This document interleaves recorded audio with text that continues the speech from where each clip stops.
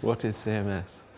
Well, I suppose the kind of dictionary definition would be it's a sort of a loosely connected group of people who are interested in reformulating ideas about management and business and organisations.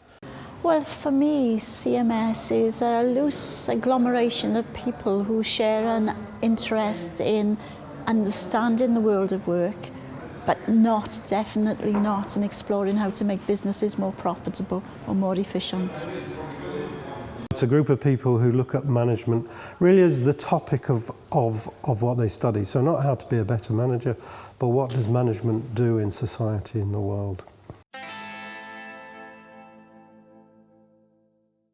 Well, different people will give you different answers to that. So the conventional origin story is it starts off with Hugh Wilmot and Mats Alveson's edited book in, I think, 93, called Critical Management Studies. But that's a bit misleading because there's a whole variety of other critical traditions, notably Marxism, feminism and others, that have now kind of morphed into the CMS umbrella. And they certainly, pre-exist the Alveson and Wilmot stuff. So the part of the difficulty with the origins thing, of course, is the way in which it privileges a particular account, a particular set of theories. But also you'll get different accounts depending on where the person is based. So, for me, based in the UK, then it kind of makes sense to talk about Hugh Wilmot and Mats Alveson as being, the granddaddies of the movement or something. If you're based in Scandinavia or the USA or Spain or France, then there are different sorts of stories that get told.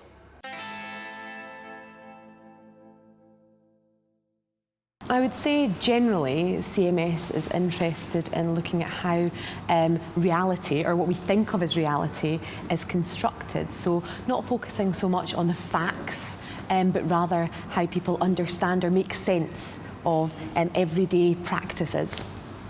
CMS tends to be dominated by post-structuralist approaches and also German critical theory. And so we tend to use qualitative research methods because quantitative research methods objectify, and we are interested in subjectivities.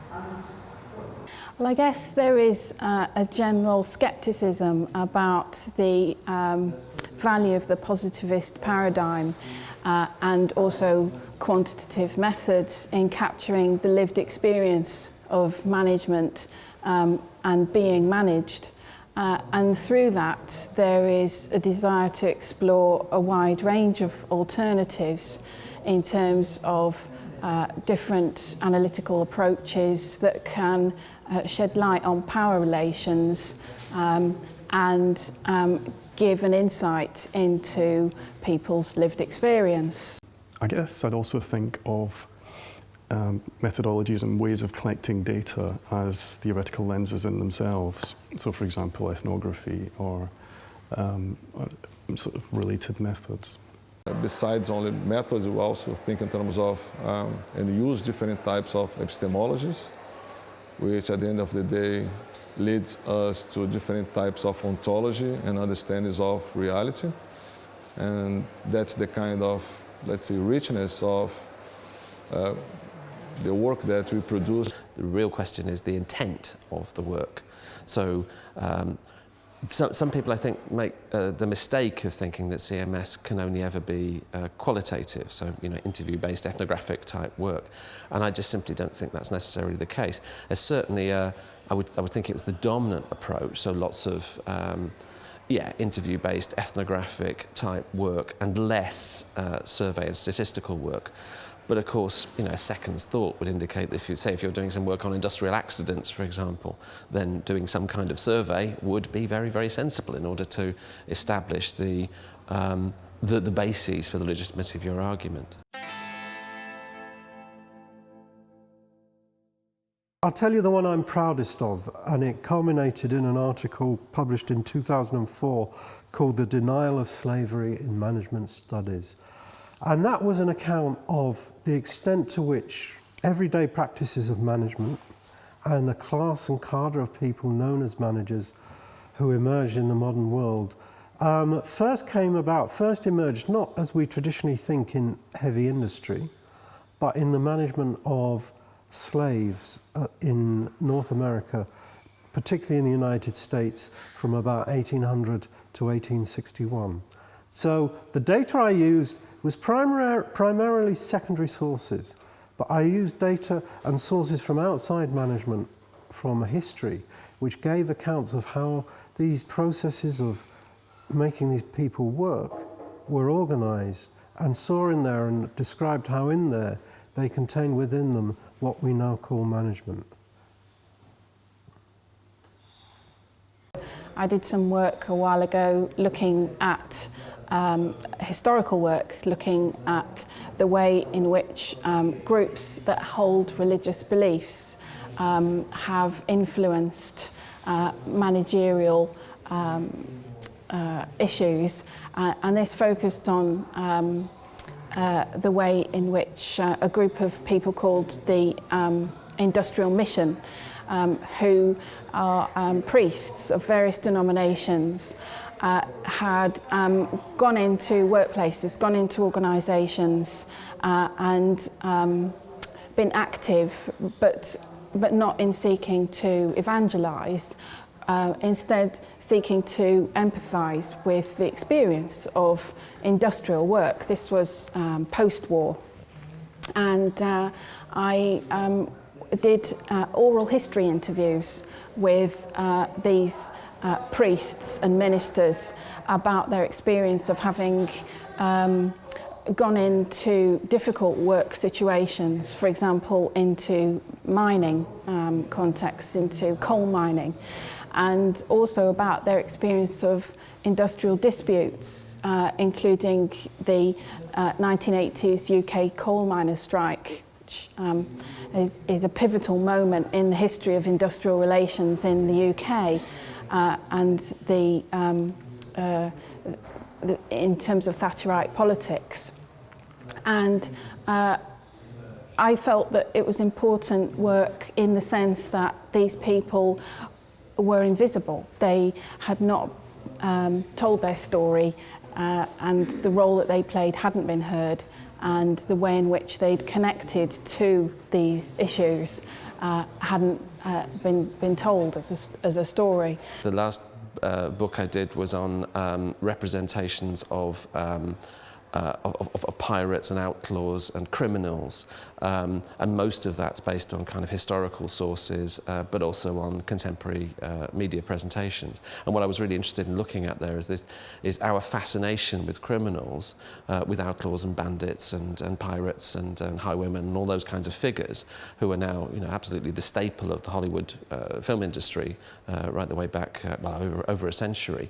And it seemed to me that tells us something quite interesting about the popular suspicion that people have of orthodox work organisations, because very often these bandits and outlaws and cowboys and so on are represented as somehow being more authentic, of not working for the man, of living a life which is somehow freer, more dangerous, more interesting than the kind of workaday worlds that we live in. But in terms of my methods, well, really, I suppose I'm doing the kind of work that somebody in cultural studies or media studies might do, although not nearly as well as they probably do it. Well, one of my areas of interest is looking at ageing, so how people grow older in organisations, and more importantly, how they feel about growing older and how that helps them make sense of their everyday experience of work. So one of the studies I was involved in was going into a hedge fund, which is a financial in the financial services, and looking at how everyday interactions that people have contribute to how people make sense of the process of growing older. So we paid attention, we did interviews with people, so we asked them particularly about how they felt about growing older, but more importantly, what we were interested in was the little interactions, the informal interactions that people would have, for example, as they're making coffee, or if they're going for a break, or even going to the toilet and catching people in the corridors and having those small chats. And in those small chats, what we were interested in were the little processes of interaction that people had with each other that helped them make sense of where they were situated in terms of how they were younger or older in a company. It's a small company in Wales, and we went to that company for 3 days, I think, if I remember correctly. And we interviewed people, we hung around, we made notes, we made observations, we took some photographs. We analysed the data in an interpretive way, so that was the key approach. And then through our reading of the data, we made a couple of arguments about the nature of work in this organisation, because the organisation represents itself as a kind of anti-capitalist organisation, which is why we became interested in it. And we analysed the data to make a case that the nature of work within this organisation wasn't radically different to what you would find in a conventional organisation. I've been working with market resistance, and I've been dealing with a lot of qualitative data interpreted methods, and mainly with critical discourse analysis. And now I am prepared to dive into and working a little bit with decolonizing stuff. And it's the beginning of a work, but we are trying to understand how epistemic domination works with management knowledge. So this was a piece of visual research looking at the ways that CEOs and business leaders are photographed and depicted in the business press. And we collected, we picked one particular magazine, the best-selling business magazine in Australia, the nation where I work, and we collected images of all business leaders over 2 6-month periods, so 800 odd images.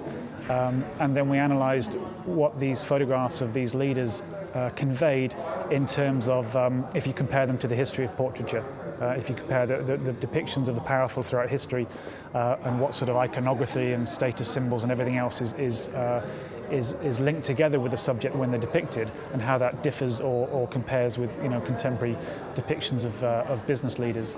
And so what you're doing with a piece of work like that is you're trying to take something which is often seen as banal, taken for granted. We just skim over these pictures, and you're trying to really interrogate its roots and its causes, and kind of make to tease out the politics which is often hidden in these things. So we are interested in how people who are given the task of being leaders work on their appearance. Is appearance important to them? So we start off, it's qualitative research, interview-based. We start off by a life history section to the interview, so we have the context for people's present careers.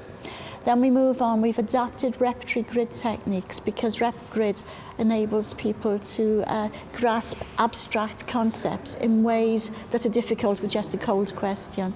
So we ask them, we do a typical RepGrid type interview, but we record it, which is not typical. And then after that, we offer them a series of photographs torn out of magazines and newspapers, and use a RepGrid technique to ask them to identify, it mimics the middle stage of the interview. From the photos, identify 2 people who look like ideal leaders, 2 people who look like average leaders, and 2 people who look like mediocre leaders. And we ask them to give us their ideas of why these people look, why their looks influence whether they are good, bad, or indifferent leaders. And we ask them to imagine a conversation they might have with the people that they've chosen. And most people can immediately jump into an imagined conversation with these imaginary leaders, which is fascinating.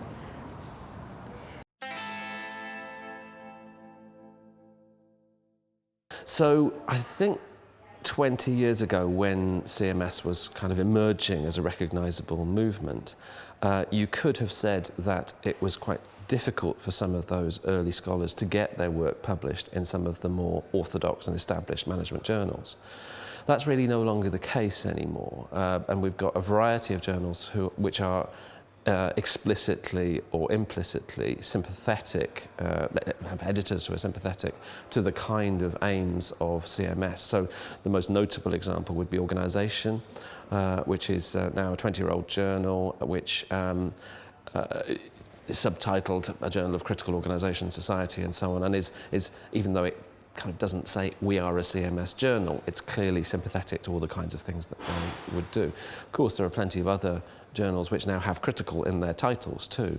The explosion of journal publishing over roughly the last 20 years or so has meant that there are now a large number of journals on critical accounting, critical marketing, critical finance and so on. So there's no shortage of places to publish.